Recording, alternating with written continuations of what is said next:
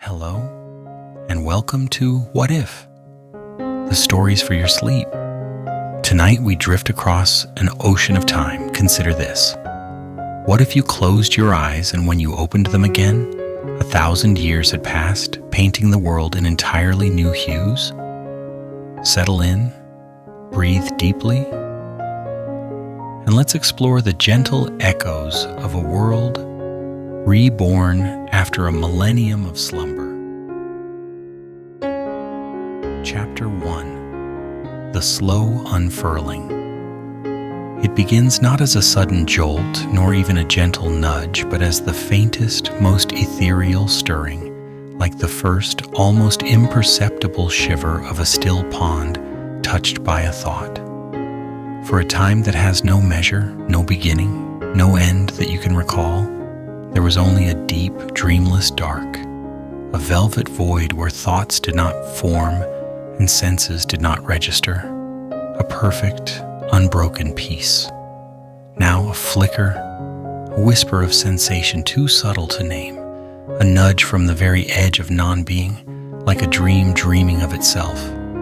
You are floating, or so it seems, suspended in a soft, warm, and buoyant medium that holds you without pressure, without restraint, a perfect cradle.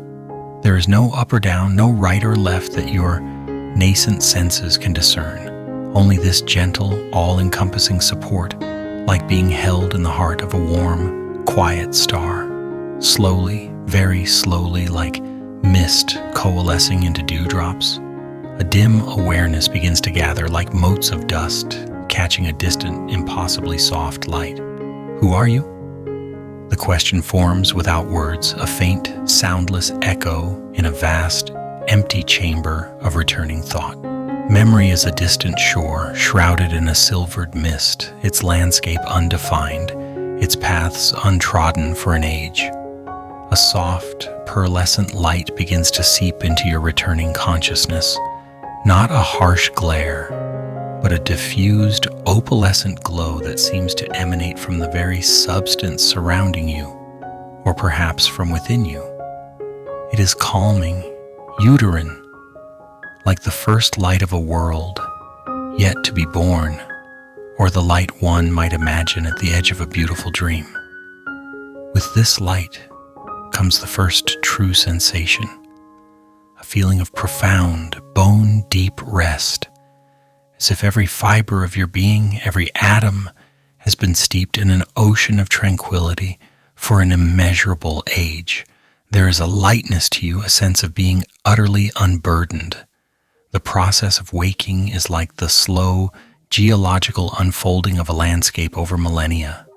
Layers of soft, comfortable oblivion peel back, one by one, revealing glimpses, fragments, like pieces of a shattered dream, slowly reassembling.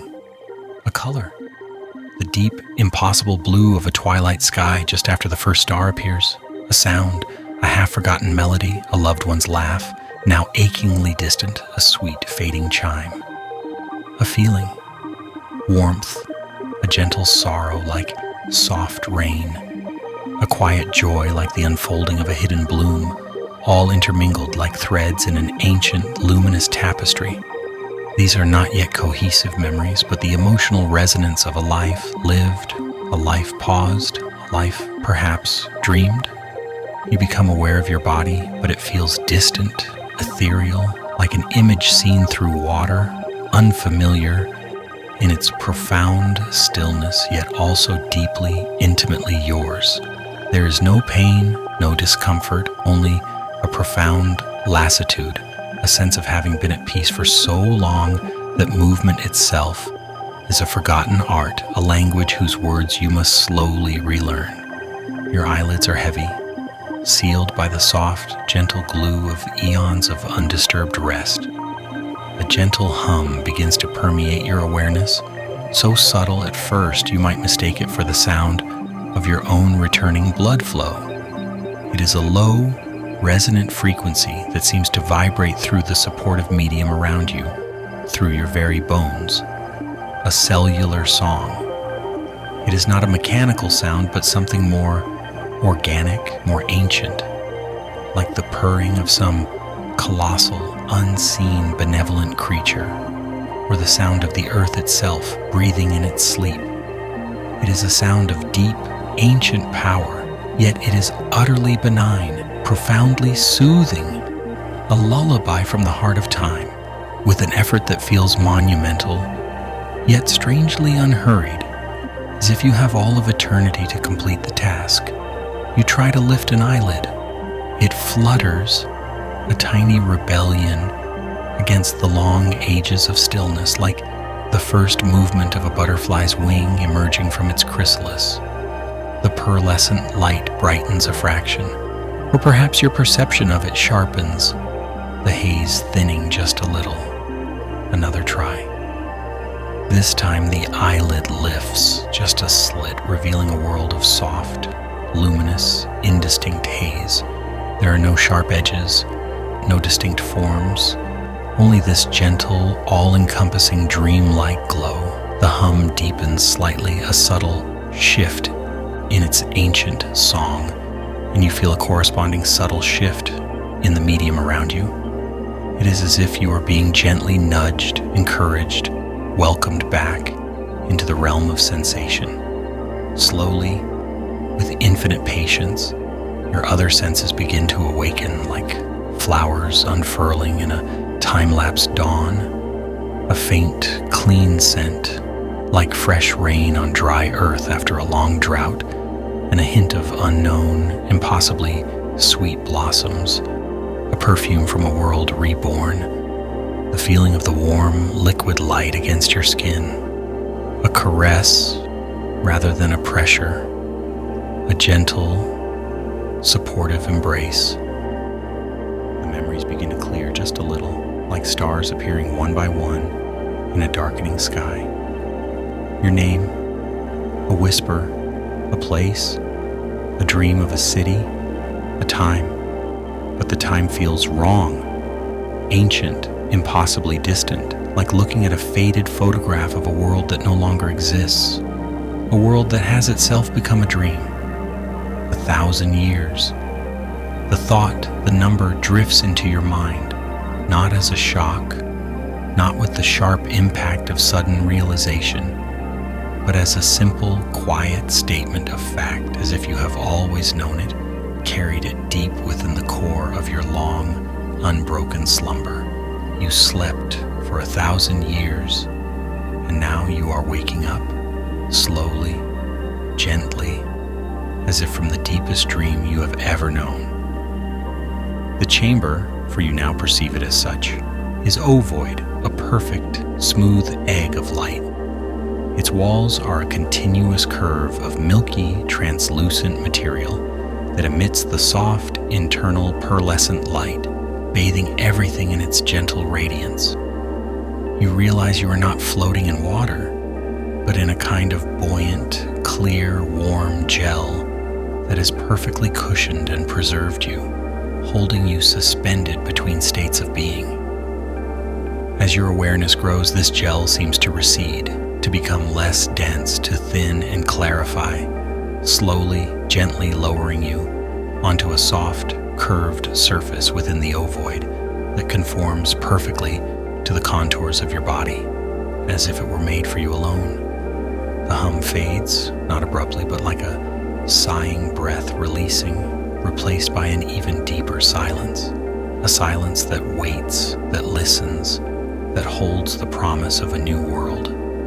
Before you, a section of the ovoid wall becomes transparent, not shattering or opening, but like a mist clearing from a window, revealing not a harsh new world, but a soft, green, and profoundly peaceful vista, a scene from a forgotten paradise. It is time to see what 1,000 years of dreams have given way to. It is time to truly awaken. Chapter 2. The Verdant Cathedral. With a sound so soft it is almost the memory of a sigh, the transparent section of your ovoid chamber irises open, not like a mechanical door, but like a colossal, luminous flower unfurling its petals to the dawn. The air that drifts in is cool, impossibly sweet, and alive with a symphony of scents you can't quite name. The rich aroma of damp earth after a cleansing rain, the intoxicating perfume of a profusion of unseen, exotic blossoms, something wild and ancient and deeply, fundamentally green. It is the pure, unfiltered scent of life itself, vibrant, untamed, and unrestrained. You lie still for a long moment, your body feeling impossibly heavy, yet also strangely light after its long immersion in the buoyant gel. But a gentle curiosity, an undeniable pull towards this new, beckoning world begins to stir within you, like a seed quickening in fertile soil. Slowly you move a finger, watching it as if it belongs to someone else, then a hand. The muscles respond sluggishly at first, as if surprised by the command after centuries of disuse, like ancient machinery slowly grinding back to life. But they obey. You push yourself up, the movement a slow, deliberate, dreamlike effort.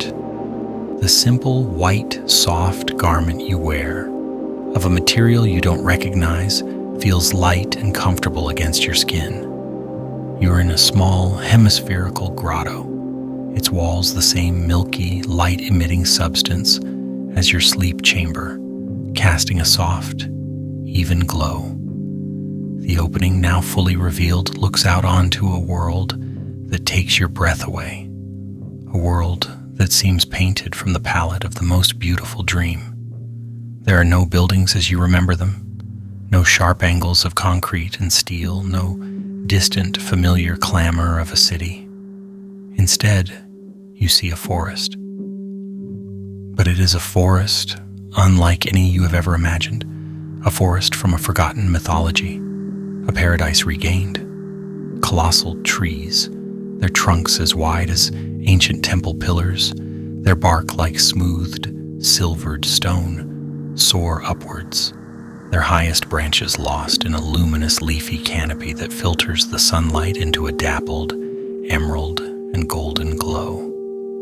These trees are not of any species you recognize from your distant past. Their leaves are enormous, feather-like fronds of an intense, vibrant green, some tipped with a faint bluish or silvery luminescence that twinkles like captured starlight. Vines as thick as your arm, laden with huge, exotic, jewel-toned flowers. Blossoms of impossible blues, fiery oranges, and deep, velvety purples hang in graceful, languid loops from the high branches, releasing their sweet perfume into the still air. The undergrowth is a lush, intricate carpet of ferns of 1,000 different shapes, mosses of 100 different textures and shades of green, and strange, beautiful fungi that glow with their own soft internal light, some like tiny scattered pearls on the forest floor, others like clusters of pale, ghostly lanterns illuminating hidden hollows. The air is alive with sound, but it is not the noise of human activity you recall. It is the gentle, ceaseless rustle of a million leaves in a soft, caressing breeze, the distant, melodic, flute-like calls of unseen birds whose songs are new and strange and utterly enchanting, the faint, high-pitched hum of insects with iridescent, jewel-like wings, the soft, musical trickle of water from a nearby spring, hidden amongst moss-covered rocks. It is a symphony of nature, complex and harmonious and profoundly peaceful, a sound that soothes rather than intrudes. You step out of the grotto, your bare feet sinking slightly into a pathway of soft, dark earth, cushioned by fallen leaves and petals that feel like velvet. The scale of everything is immense, breathtaking. You feel like a tiny, insignificant creature in a vast, green cathedral. The ancient trees, its living pillars, the leafy canopy, its ever-shifting light-dappled roof, the filtered sunlight, its stained glass windows painting the world in hues of emerald and gold. You begin to walk, slowly at first, your legs still a little unsteady, a little unsure after their long rest. Your senses are overwhelmed, flooded by the sheer, untamed, dreamlike beauty of it all. The path, if it can be called that, seems to lead you deeper into this magnificent, ancient forest. It is not a constructed path, but rather a way that seems to have been gently worn by the passage of time, or perhaps by the soft tread of unseen, graceful creatures. You pass by clearings where the sunlight pools more intensely, illuminating glades filled with flowers that open and close with a slow, visible, breathing rhythm, their colors shifting subtly, almost imperceptibly, as they drink in the light. Strange, graceful creatures, unlike any you have known from your faded memories, move through the undergrowth or flit between the trees. Some are deer-like, but their coats shimmer with opalescent hues like mother of pearl, and their antlers branch like intricate coral formations, sometimes catching the light and glowing faintly. Others are small, furry beings with large, dark, intelligent eyes that seem to communicate with soft, whistling, melodic calls. They regard you not with fear, but with a calm, gentle curiosity, their heads tilting as you pass, as if you are just another new, interesting part of this ancient, harmonious, and ever-evolving world. There are no roads, no signs of human construction as you knew it from that distant, almost forgotten age, but occasionally, as you wander deeper, you see evidence that this world was once something else. A colossal, vine-choked, moss-covered shape that looms through the trees. Its original form, almost entirely obscured, might have been the remnant of a skyscraper from your time now, a vertical garden, a testament to nature's patient, relentless artistry, supporting a whole ecosystem of its own. A series of moss-covered terraced mounds, arranged in a gentle curve, could have been the foundations of a stadium or a grand plaza, now softened and reclaimed by the earth, their sharp edges blurred by centuries of growth.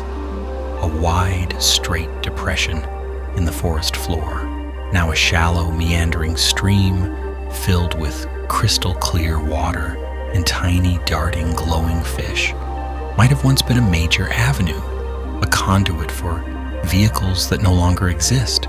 Nature has not just returned, it has transformed, integrated, and beautified what was left behind, creating a new kind of civilization, a civilization of green and growing things, a world breathing in slow, deep rhythms. The silence here is not the oppressive void of an empty city you might have dreaded, but the rich, vibrant, multi-layered silence of a living forest, teeming with unseen life, filled with the quiet hum of growth, decay, and eternal renewal. You walk for what feels like hours, or perhaps mere moments. Time has a different quality here, unhurried, elastic, and expansive, like the unfolding of a dream. You feel no hunger, no thirst, only a growing sense of profound peace and a quiet, reverent awe. The world you knew, with its clamor and its rush, its anxieties and its fleeting triumphs, is gone, lost to the mists of 1,000 years. But the world you have awakened to, this gentle, dreamlike paradise, is possessed of a profound, ancient, and breathtaking beauty. As the light begins to soften, the emerald glow of the forest deepening into a richer, more mysterious hue, the air cooling slightly, you find yourself drawn to a particularly ancient-looking tree. Its base is a labyrinth of gnarled, silvered roots, forming natural moss-lined hollows and sheltered alcoves.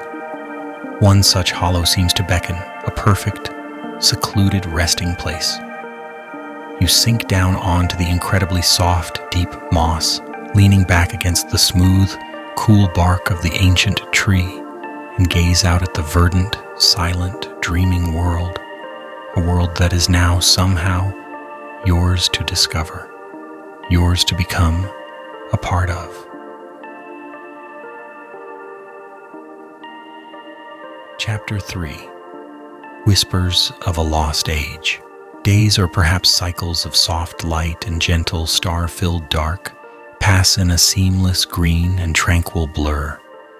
You explore your new, ancient world with a quiet, childlike wonder, your senses gradually, almost imperceptibly, attuning to its subtle rhythms, its hidden languages. You learn to recognize the different, intricate bird songs that cascade through the canopy like liquid melody. The subtle shifts in the patterns of light as the sun, or whatever celestial body now illuminates this world, arcs across the sky, the delicate changing scents of the forest floor. As different flowers open and release their perfume with the coming of dusk or dawn, you find fruits, strange and wondrous, growing on low-hanging branches or nestled amongst broad leaves. Some are like translucent, glowing berries that taste of honey and starlight. Others are soft, pulpy orbs with a flavor that evokes forgotten summer afternoons. Clear, cold, and impossibly pure water bubbles up from springs nestled amongst moss-covered Chatten rock outcroppings, tasting of the deep earth and carrying a faint metallic tang that feels energizing. The forest, this vast living entity, provides for you gently, generously, as if you are a welcome, if unexpected guest. The profound loneliness you might have anticipated, the sharp ache of being the sole inheritor of a lost human age, is tempered, softened, almost dissolved by the sheer, vibrant, and constant presence of life that surrounds you. You are alone in terms of human company as you once knew it, but you are profoundly not alone in the world. The creatures of this new Eden, this 1,000-year garden, are unafraid, their large, luminous eyes holding a deep, calm intelligence, a gentle curiosity. You find yourself watching them for hours, learning their ways, their silent communications, the way the iridescent deer, their coats shimmering like captured rainbows, move with such silent, fluid grace through the undergrowth, their hooves making no sound on the soft earth. The intricate aerial dances of the jewel-winged insects above sun-dappled clearings, their wings a blur of sapphire and emerald, the slow, contemplative blinking of a large owl-like bird with feathers the color of twilight and eyes like molten gold perched high in an ancient tree, seemingly observing you with ancient wisdom. One day, your wanderings, which have no specific goal but to explore and to be, lead you to a place where the dense forest seems to thin slightly, the colossal trees standing a little further apart. Through the filtered green light, you see a structure more intact, more recognizably artificial than the vine-choked, earth-swallowed remnants you've encountered before. It is a large, gracefully domed building, its white stone surprisingly clean, almost luminous, though softened by a delicate, intricate tracery of emerald green moss that seems to have grown in intentional, beautiful patterns. It looks like a library or perhaps a museum from your long-lost time, a sanctuary of knowledge preserved against the ages, with a surge of anticipation that is almost painful in its intensity, mixed with a strange sort of reverence for this ghost of your past. You approach it. The great bronze doors, green with ancient verdigris, but otherwise unmarred, are closed but not locked. They swing inward with a surprisingly soft, sighing sound as if the building itself is exhaling a breath held for centuries, releasing a gust of cool, dry air that smells of old paper, dust, dried herbs, and something else. A faint, lingering, almost imperceptible trace of human presence, like a perfume that has clung to the air for 1,000 silent years. Inside, the light is dim, ethereal, filtering down from high, circular windows set into the great dome, creating an atmosphere of hushed solemnity, a sacred space. Rows upon rows of bookshelves, crafted from a dark, polished, unfamiliar wood that seems to drink the light, stretch away into the deep shadows, filled with books. Real books bound in what looks like leather and fine cloth, their spines lettered in faded, elegant gold. Your heart aches with a sudden, sharp pang of recognition, of profound loss, of an overwhelming sense of connection to a world utterly vanished. You run your fingers along the spines, the textures familiar, the smooth coolness of leather, the slight roughness of cloth, yet alien after so long in a world of bark and leaf and moss. You pull one down at random. It is a slim volume bound in soft blue. It is a collection of poetry, the paper within brittle but miraculously intact. You open it and the words, printed in a clear, elegant typeface, leap out at you, a direct, intimate message from a forgotten world, a whisper from a ghost. You find a comfortable, though dust-covered armchair near one of the high windows, the filtered light falling softly on the page. You begin to read aloud, your voice at first a hesitant, rusty whisper, unused to forming such complex sounds after so long. Then, as the rhythm and beauty of the language take hold, your voice grows stronger, more confident, more resonant, filling the silent, echoing, sacred space of the library.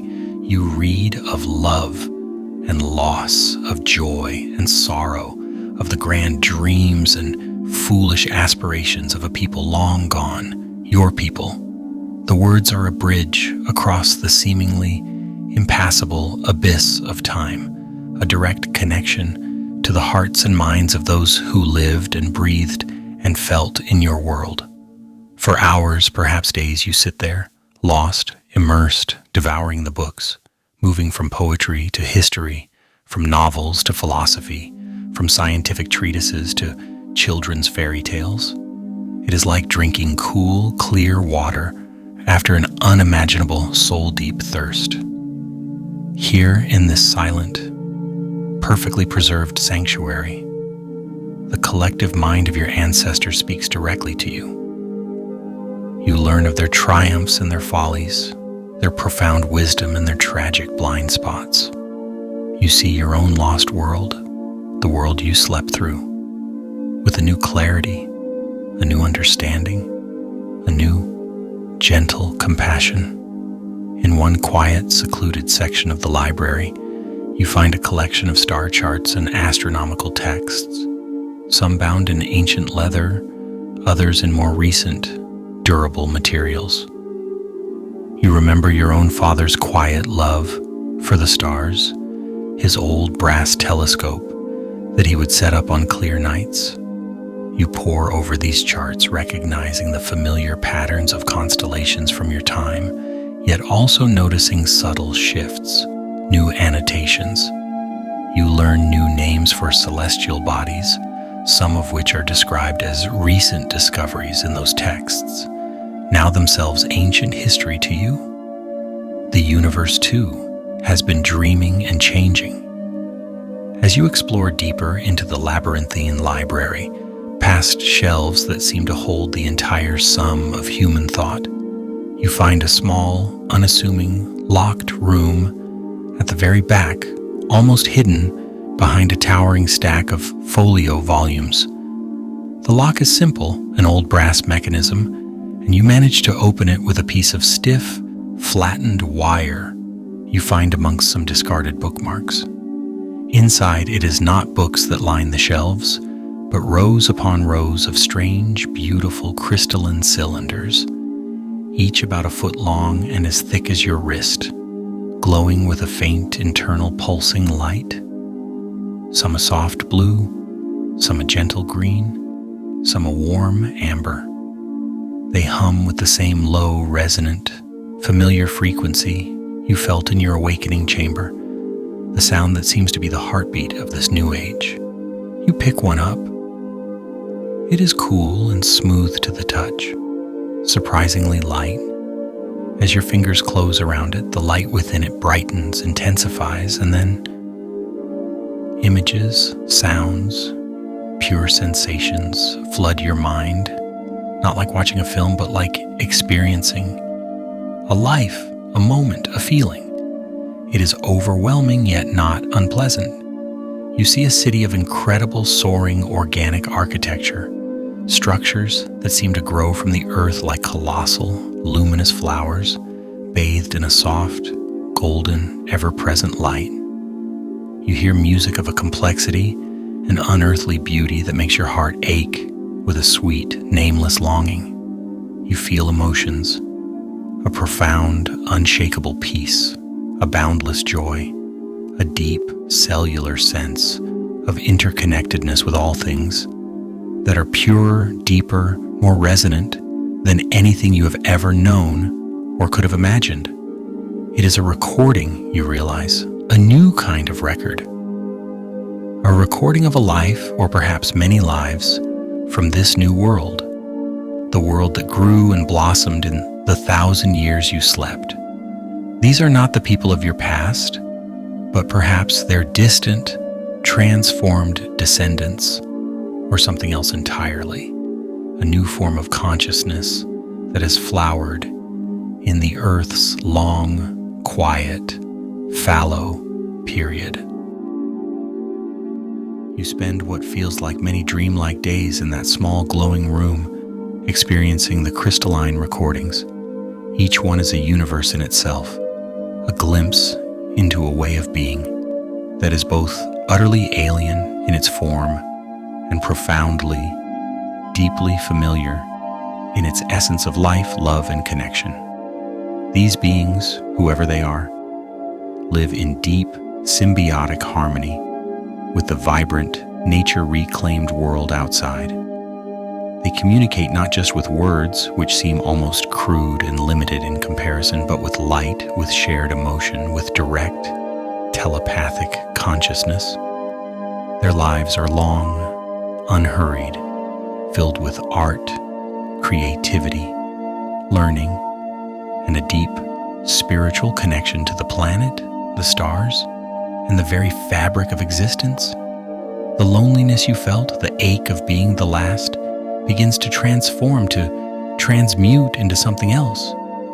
You are still, perhaps, the only one of your specific kind, a relic, an echo of a lost age, but you are no longer entirely alone. You have found a connection, a whisper of understanding, a bridge of shared sentience with the new gentle life that has inherited the earth.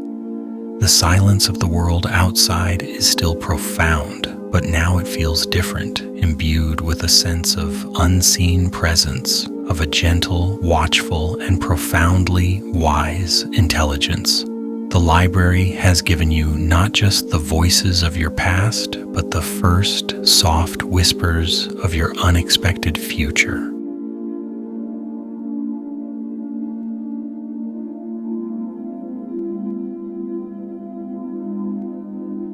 Chapter 4. The Song of the Star Thistles. Leaving the hushed, timeless sanctuary of the library, you carry with you the luminous echoes of the crystalline recordings, a new layer of wonder and subtle, dreamlike mystery added to your solitary existence. The world outside, the verdant, breathing cathedral of the forest, seems even more vibrant now, more alive, as if your senses have been subtly sharpened, attuned to finer, more ethereal frequencies of life and communication. The air itself seems to shimmer with unseen energies. you begin to notice things you hadn't before, or perhaps things you had seen but not truly perceived. The way the light filtering down through the immense canopy of leaves seems to form subtle, shifting, almost intelligent patterns on the forest floor, like a slow, silent, liquid language of light and shadow.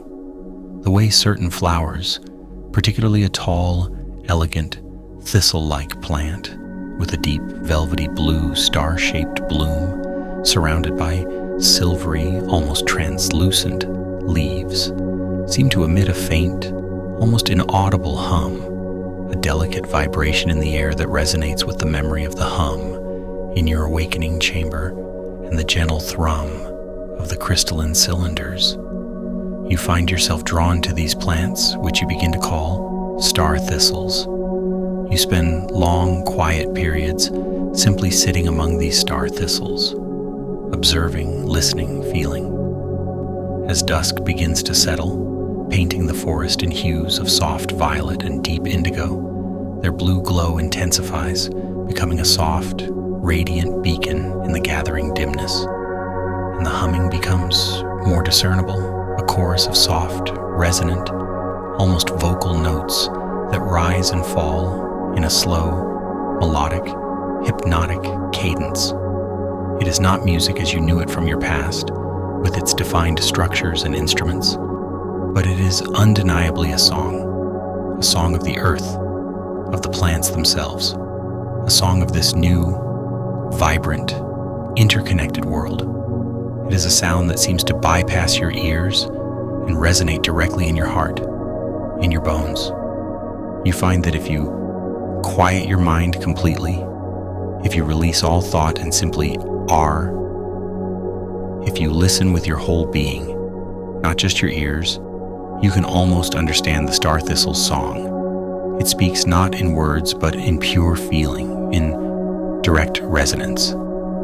It speaks of the slow, patient turning of the seasons, of the deep, quiet, unshakable wisdom of the earth, of the intricate, invisible web of interconnectedness that links all living things, from the smallest microbe to the largest ancient tree, to the distant silent stars. It is a song of profound peace, of perfect harmony, of a life lived in complete, unforced balance with the universe. Listening to it, you feel your own inner turmoil, the lingering echoes of your old world's anxieties begin to soften, to dissolve, like mist in the morning sun. One evening, as you are sitting nestled within a particularly large and ancient grove of star thistles, their collective song, a rich, enveloping, multi-layered sound bath that seems to vibrate the very air around you, you notice a change. The soft, steady blue light from the flowers begins to pulse in a more complex, intricate rhythm, and the tones of their song shift, becoming more layered, weaving together in strange, unearthly, yet breathtakingly beautiful harmonies. It is as if they are calling, or perhaps responding. Then you see it. Other lights are appearing in the forest, deeper among the ancient, silver-barked trees. Not the static glow of the luminescent fungi or the pulsing blue of the star thistles, but moving lights, like soft, floating orbs of pale gold, warm silver, and gentle rose petal pink. They drift slowly, gracefully between the colossal tree trunks, their movements unhurried, deliberate, and utterly silent. They seem to glide rather than fly, leaving no disturbance in the still, fragrant air. Your heart quickens not with fear, for there is nothing in this world that has yet offered you harm, but with a profound sense of anticipation, of imminent revelation. Are these the beings whose lives, whose thoughts, whose luminous cities you glimpsed in the crystalline recordings from the library? Are these the gardeners of this new Eden? The orbs of light, perhaps a dozen or more, draw closer, their glow soft, gentle, and inviting. They are not solid, but seem to be made of pure, concentrated, living light, their edges hazy, indistinct, and softly shimmering, as if they are partly in this world and partly in another. They move without sound, their passage leaving no disturbance in the air or on the soft, mossy forest floor. They gather in a loose circle around the grove of star thistles where you sit, their light mingling with the deep blue glow of the flowers, creating a breathtakingly beautiful, ethereal spectacle of living light and color. The song of the star thistles swells, becoming richer, more complex, more joyful, and the orbs of light seem to respond, pulsing gently in time with the evolving melody, their own colors shifting subtly, brightening and softening, creating a silent, luminous, and profoundly moving dialogue between plant and light form. You sit perfectly still, a silent, almost invisible observer of this extraordinary sacred communion. You feel no threat, only an overwhelming sense of peace, of wonder, of being privileged to witness something ancient and deeply significant. This is a glimpse into the true, hidden nature of this new world, a world where life communicates in ways you are only just beginning to comprehend, ways that transcend language, that speak directly from essence to essence.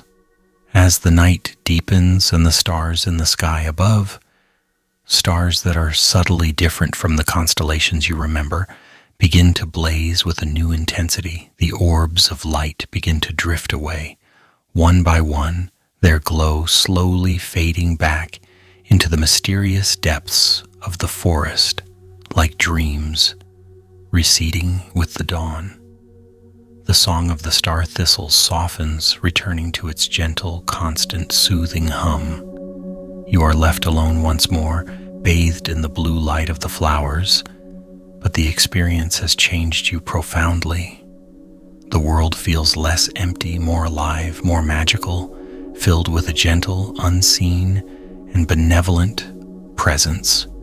You realize with a deep, quiet certainty that the silence you first encountered upon awakening was not an emptiness to be feared, but a sacred space, a canvas waiting to be filled with new perceptions, new understandings, new ways of being.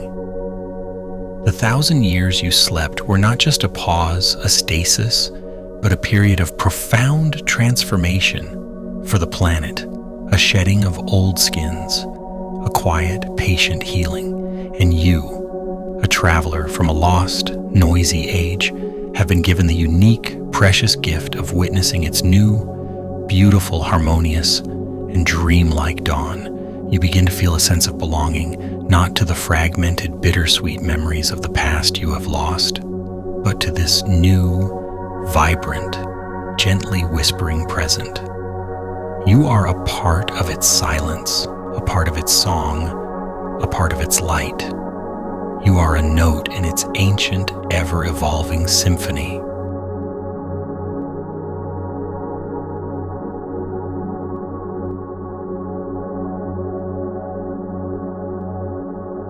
Chapter 5. The Gardener of Time. In the days and weeks that follow your luminous encounter with the orbs of light and the heightened communicative song of the star thistles, a new, quiet understanding dawns within you, settling like soft morning dew upon your consciousness. You are not merely an observer in this new, ancient world, not just a forgotten relic of a bygone era. You have a place, perhaps even a purpose, though it is one that is not dictated or defined, but one you must discover for yourself gently, patiently, like learning the melody of a new song. You return often to the ancient, domed library, that silent sanctuary of preserved thoughts. You spend less time now with the books of your own past. Their stories, while precious, feel increasingly distant, like tales from another life, another dream. Instead, you are drawn again and again to the small hidden room with the crystalline cylinders. You learn to handle them with a soft reverence, to attune your mind to their subtle frequencies. Each time you hold one, new facets of the lives and consciousness of the light beings are revealed to you. You experience their profound connection to the natural world, seeing the forest not just as trees and plants, but as a vast, interconnected web of living energy, a conscious entity in itself. You feel their sense of time, which is not linear and hurried like yours once was, but cyclical, expansive, patient as the growth of mountains. You glimpse their art, which is not created with paint or stone, but woven from pure light, sound, and shared emotion, ephemeral and breathtaking. They are not human, as you knew the term, with bodies of flesh and bone. They are something else, something evolved, perhaps something that chose a different path of existence. Yet in the essence of their experiences, their joy in beauty, their capacity for deep connection, their reverence for life, you feel a profound kinship. You come to think of them not as aliens, but as the true inheritors, the gentle gardeners of this new Eden, tending to the planet with a wisdom born of 1,000 years of quiet growth, of listening to the earth's deepest needs. You realize with a quiet sense of awe that your awakening chamber, the ovoid pod, nestled in its grotto, was not a place of accidental preservation, not a forgotten relic like yourself. It was a deliberate sanctuary, a seed carefully planted and nurtured. Someone or something, perhaps these very light beings or their ancestors, placed you there, protected you through the long, transformative ages. Why? The answer still eludes you, a soft, shimmering mystery at the edge of your understanding. But the question itself no longer feels urgent or frightening. It is simply a part of the beautiful enigma of your new existence. You begin, almost unconsciously at first, to tend to the world around you in small, gentle ways. You clear fallen branches from the crystal clear springs, allowing the water to flow more freely. You gently disentangle fast-growing vines from the entrances to ancient, beautiful ruins you discover hidden deep in the forest, places that seem to hum with a forgotten energy. You learn to identify the edible fruits and luminous plants with an intuitive certainty, taking only what you need for sustenance, always leaving the rest to flourish, to continue their cycle of growth and abundance. You find yourself humming softly as you work, simple, wordless melodies that seem to echo the songs of the star thistles. You are not trying to rebuild your old world with its concrete and its clamor. That world feels like a distant, half-forgotten dream. Instead, you are learning to live in quiet, respectful harmony with this new one, to become a small, unassuming part of its gentle, unfolding story. You find a place that calls to you, a high, sun-dappled meadow, overlooking a wide valley where the star thistles grow in particular abundance, their collective blue glow visible, even in the daylight, as a soft haze. At the edge of this meadow, nestled against a stand of ancient, silver-barked trees, is a small, intact stone ruin, perhaps an old shepherd's hut or a forgotten shrine from an age even before your own. Its walls are now covered in a thick carpet of flowering moss, its roof long gone, open to the sky. You clear it gently, not to restore it to what it was, but to make it a simple, peaceful shelter, a place to rest and observe. Here, in this high, quiet meadow, you spend your days in quiet contemplation, in silent communion with the forest, with the ever-present song of the star thistles, with the distant, gentle, and reassuring presence of the light beings that sometimes drift through the valley below, like benevolent stars. You are no longer Alara, the name you awoke with, a name tied to a lost past, a forgotten identity. That name feels like an old shed skin. You are simply a presence, a quiet watcher, a gentle inhabitant, a nascent gardener perhaps in this vast, luminous garden of time. The profound loneliness that had once threatened to consume you has given way to a deep, abiding peace, a sense of solitude that is not empty but rich and full.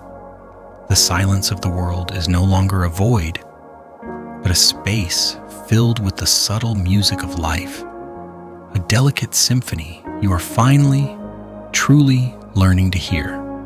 The 1,000 years of sleep you realize have washed away the noise, the stress, the endless anxieties of your old world, leaving behind a profound clarity, a deep stillness, a quiet, unshakable appreciation for the simple, beautiful, miraculous essence of being. You understand now with a certainty that settles deep in your bones that the command to awaken, which you once saw in the stars, was not just about opening your physical eyes to a new world. It was about awakening to a new way of being, a new understanding of life itself, a new, gentler, more harmonious dream.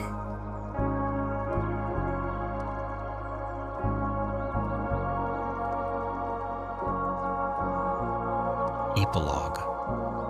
Sleeping under new stars. One evening, as you sit outside your simple stone shelter in the high meadow, the air is cool and fragrant with the night scent of the star thistles from the valley below. Their collective, gentle hum, a soothing, pervasive lullaby that vibrates in the very air you breathe. The sky above is a breathtaking, unfamiliar tapestry of stars. The constellations you knew from your childhood, the patterns you once traced with your father, are subtly shifted. Some of their guiding lights now faded or gone entirely. New patterns, new stellar arrangements, having emerged from the slow cosmic drift of 1,000 years. It is a new sky, for a new world, for a new you. You look out over the vast, dark forest, a living ocean of shadows and whispers, the occasional soft, distant glow of a light being drifting like a lost, benevolent firefly in the immense darkness. You are a solitary figure, it is true, in an ancient, transformed world, a bridge, perhaps, between a forgotten, half-dreamed past and an unimaginable, unfolding future. Yet you do not feel alone. You feel connected, intrinsically, deeply connected. A single, quiet note in the vast, breathing, living symphony of the planet, a tiny spark in the silent, patient, eternal unfolding of time. You lie back on the soft, cool moss that carpets your meadow, your gaze lost in the infinite velvety depths of the new night sky. The peace you feel is profound, a peace that passes all understanding you once possessed, a peace that simply is. The long sleep, the sleep of 1,000 years, is truly over. A new kind of wakefulness, a gentler, more aware, more dreamlike state of being has begun.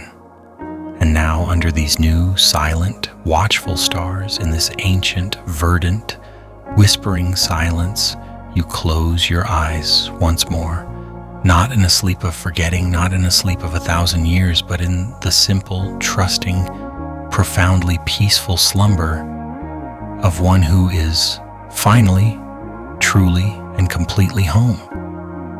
The whispers of the world, which once might have seemed a sign of emptiness or a prelude to fear, are now the gentle, loving reassurances of life itself, cradling you, holding you as you drift away into your own soft, luminous dreams.